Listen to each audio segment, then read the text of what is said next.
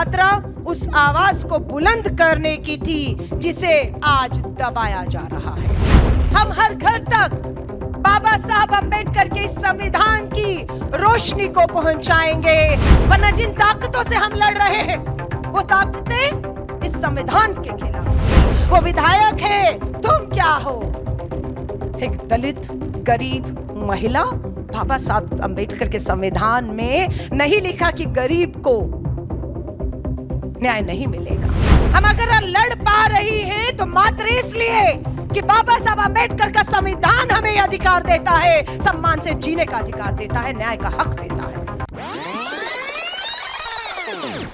श्री राहुल गांधी जी उन्हीं मूल्यों को लेकर भारत जोड़ो यात्रा करते हैं और भारत जोड़ो न्याय यात्रा पर निकलते हैं।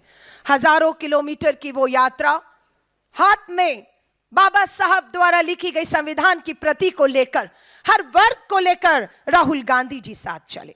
यह यात्रा सिर्फ सड़कों की यात्रा नहीं थी, यह यात्रा सिर्फ सड़क नापने की यात्रा नहीं थी, यह यात्रा सिर्फ पसीना बहाकर पांव में छाले डालने की यात्रा नहीं थी। यह यात्रा जनता के दिलों तक पहुंचने की थी।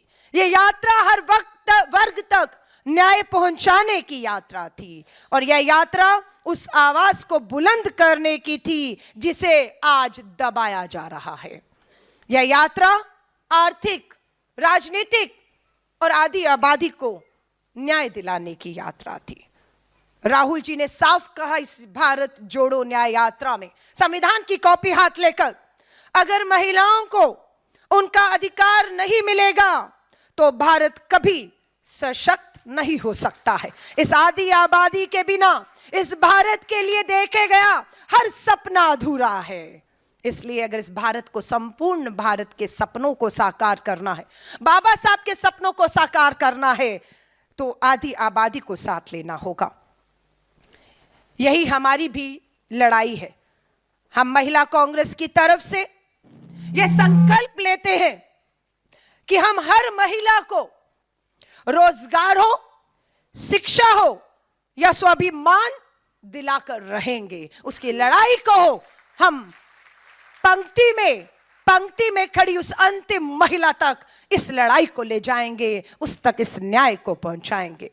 हम महिलाओं पर हो रहे देश भर में अन्याय, अत्याचार, जुल्म, शोषण के खिलाफ सड़क से संसद तक गूंजी है और ये आवाज यूं ही गूंजती रहेगी, इन दीवारों को हिलाती रहेगी जब तक हमारी आदि आबादी को न्याय नहीं मिल जाता है। हम हर घर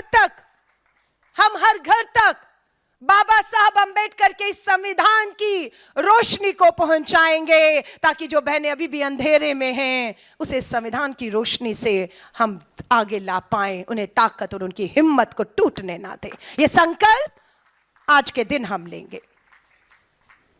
नारी का सम्मान हो, नारी को सम्मान दो, संविधान को मान दो।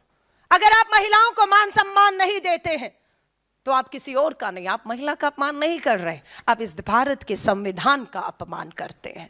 आप अगर महिलाओं को भागीदारी नहीं देते, उनके साथ शोषण, अत्याचार, जुल्म होता है और न्याय नहीं मिलता कानून में, तो यह महिला का नहीं, बाबा साहब अंबेडकर के संविधान का अपमान है। यह लड़ाई हम आदि आबादी को मिलकर लड़नी होगी। हमें हर घर तक न्याय पहुंचाना होगा। आज मेरी बहनों को कहूंगी, एक आवाज, एक जज्बे के साथ इस जुल्म की दीवारों को हमें गिराना होगा, हमें ललकारना होगा, हमें अब चुप नहीं बैठना होगा। ये फैसला लेकर मेरी बहनें यहां से जब जाएंगी तो इस कमरे के अंदर, इस इंदिरा भवन की चार दीवारी के अंदर जो मेरी बहनें देश के आज कोने कोने से आई हैं, मैं आपको भरोसा दिला रही हूं, भारत की राजधानी दिल्ली है, ये कांग्रेस का इंदिरा भवन है। यही उम्मीद की जा सकती है इस आदि आबादी और बाबा साहब अंबेडकर के संविधान और उसमें मिले हक अधिकार पर आवाज उठे, वरना जिन ताकतों से हम लड़ रहे हैं वो ताकतें इस संविधान के खिलाफ हैं। वो ताकतें इस संविधान के अगर खिलाफ हैं तो वो आदि आबादी के भी खिलाफ है और वो ताकतें आज सत्ता में हैं। उन ताकतों से हमारा नेता राहुल गांधी जी कहें, हमारे राष्ट्रीय अध्यक्ष मल्लिका अर्जुन खड़गे साहब कहें, पूरी ताकत के साथ, बिना रुके, बिना डरे, बिना झुके लड़ रहे हैं। लेकिन आपको भी शामिल होना होगा, आपको भी ताकत बनकर आगे आना होगा। आज हमारी बेटियों के साथ, मासूम नाबालिग बेटियों के साथ, दलित बेटियों के साथ, तस्वीर देखी होगी उत्तर प्रदेश में एक दलित बेटी के साथ बलात्कार करके उसके हाथ पांव बांधकर उसे जो है पेड़ पर टांग दिया जाता है। हमने तस्वीरें देखी, पांव में कील डाल दिए गए बहनों के। हमने देखा मध्य प्रदेश के रीवा में कि बहनों को कहा जाता था दुश्मनी में, लड़ाई में कि जिंदा गाड़ दूंगा, लेकिन मध्य प्रदेश के रीवा में हमने अपनी बहनों को जिंदा गाड़ते हुए दबंगों को देखा। मत बैठिए इंतजार में कि आधी आबादी की आवाज कोई दूसरा उठाएगा। आज इस कमरे में देश के कोने से जो बहनें आई हैं, आप आम महिलाएं नहीं हैं।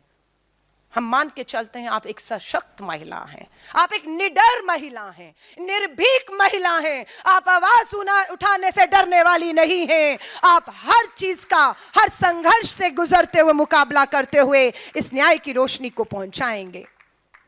मैं सिर्फ आपसे कहूंगी, आओ मेरी बहनों, बाबा साहब की जयंती पर हम सब मिलकर एक बार फिर संकल्प लेते हैं।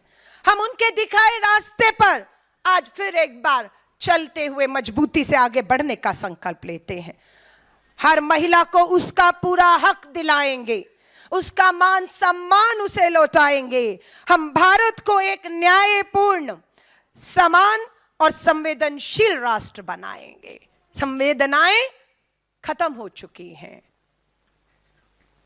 मासूम बेटियों को जब नोचा जाता है, अपनी हवस का शिकार बनाया जाता है, ऐसी एक नहीं अनेकों है। मैं गुजरात से आई, हमारा महाधिवेशन अभी एआईसीसी का गुजरात में हुआ। दलित बहन के साथ बलात्कार करने वाला कोई और नहीं, प्रधानमंत्री नरेंद्र मोदी जी बेटी बचाओ का आपने नारा दिया, और आप ही के गुजरात में डबल इंजन की सरकार में आप ही के आज के विधायक, जो पूर्व मंत्री था अभी आपका विधायक, उसने हमारी दलित बहन के साथ बलात्कार किया। बहन न्याय मांगती रही, अदालत में, पुलिस में सुनवाई नहीं, डर, अरे सरकार है उसकी, वो विधायक है, तुम क्या हो।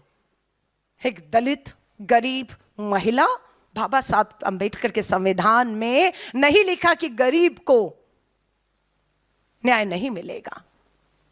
वो सत्ता में है, उसकी सरकार है, उसका प्रधानमंत्री है, उसका मुख्यमंत्री है, और उसने हमारी दलित बहन का बलात्कार किया है। पुलिस डरी हुई है, शिकायत दर्ज नहीं हुई। हमारी उस बेटी को, उस बहन को जाना पड़ा अदालत की शरण में। सलाम करते हैं गुजरात हाई कोर्ट को, आदेश हुआ, फटकार पड़ी गुजरात पुलिस को, दबाव के बावजूद एफआईआर करनी पड़ी। हरियाणा की हमारी खिलाड़ी बेटी, आज हमें खुशी होती है कि न्याय नहीं मिला उसको अभी तक, लेकिन हमारी पार्टी ने उसे टिकट दिया और आज वो विधायक है। उसका नाम विनेश फोगाट है और वो विधायक है। आज वो न्याय की भीख नहीं मांग रही।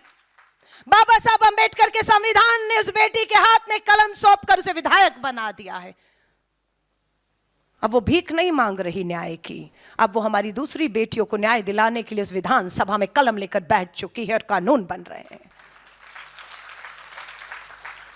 न्याय नहीं मिला क्योंकि बेटी बचाओ का नारा देने वाले प्रधानमंत्री जी आप ही का वो सांसद था। दिल्ली पुलिस भी डर गई और एफआईआर नहीं हुई। और क्या हुआ, सुप्रीम कोर्ट गई हमारी बेटियां और सुप्रीम कोर्ट ने फटकार लगाई, तब दिल्ली पुलिस ने एफआईआर की, लेकिन न्याय अभी भी नहीं है।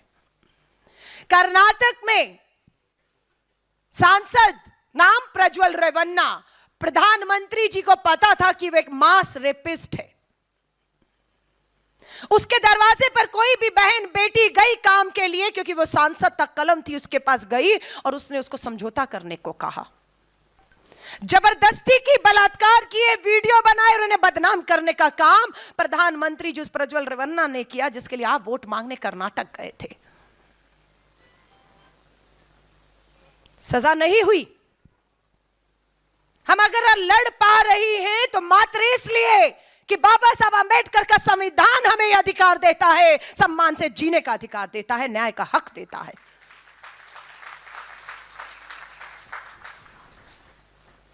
बाबा साहब अम्बेडकर के सपनों को साकार करना है, संविधान की को आंच अगर आएगी तो हमें ढाल बनकर खड़े होना होगा।